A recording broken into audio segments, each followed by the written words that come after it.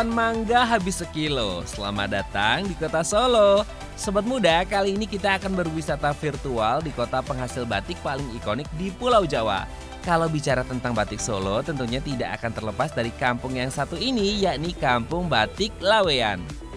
Laweyan sendiri merupakan sebuah kecamatan yang terletak di barat kota Solo, Jawa Tengah.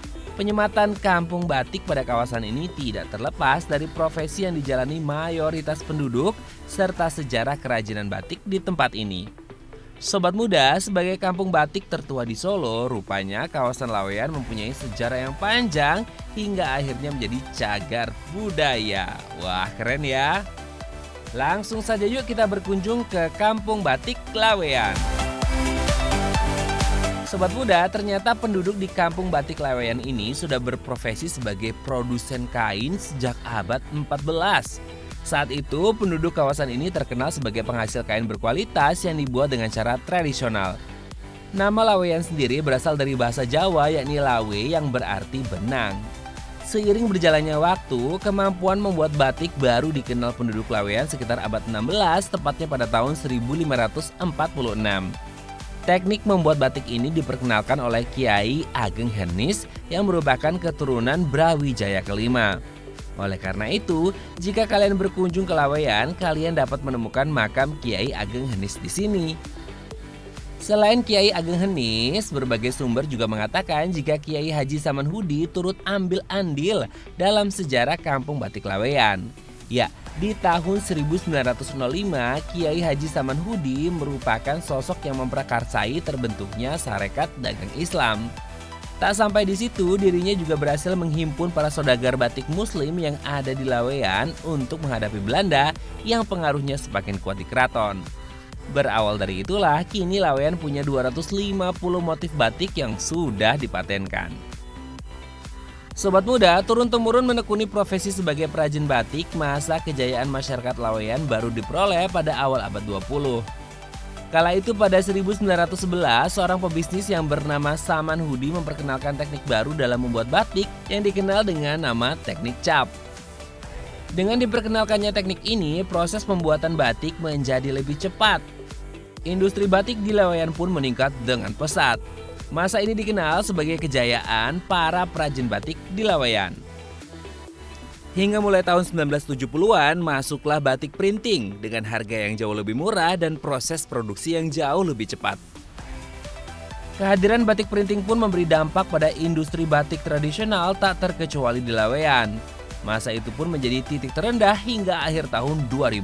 Bahkan membuat jumlah perajin batik di Laweyan tersisa hanya berjumlah 16. For your information sobat muda, alasan Laweyan menjadi pusat perdagangan kala itu karena letaknya yang berada di tepi Sungai Banaran dan terhubung langsung dengan Sungai Bengawan. Di sungai ini pula ada Bandar Kabanaran, yaitu tempat berlabuh perahu yang menjadi arus perdagangan khususnya komoditas benang, lawe, dan batik. Sobat muda, meski sempat terpuruk, batik Laweyan sebagai sentra industri batik kembali bangkit pada 25 September 2004. Saat itu, para tokoh di kawasan ini berkumpul untuk membahas masa depan industri batik di Laweyan.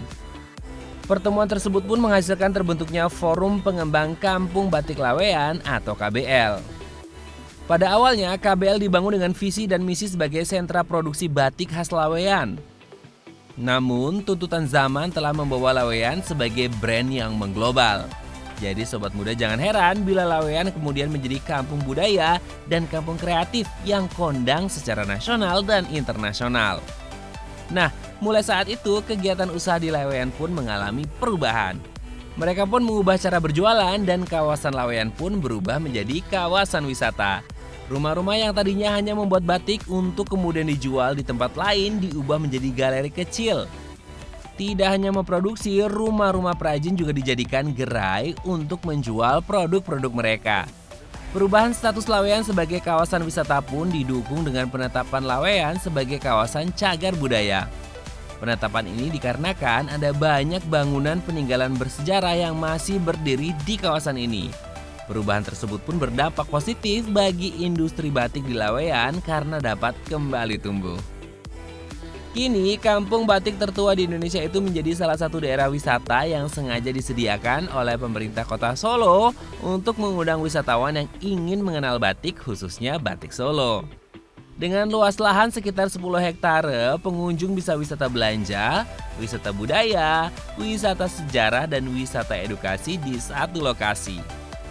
Itu tadi sejarah perjalanan Kampung Batik Laweyan dari masa ke masa yang sudah berusia kurang lebih 500 tahun. Jadi bagaimana kalau kita melanjutkan perjalanan untuk masuk dan mengeksplor Kampung Batik Laweyan ini? Eits, tapi tidak di episode kali ini ya, melainkan di episode @Indonesia selanjutnya.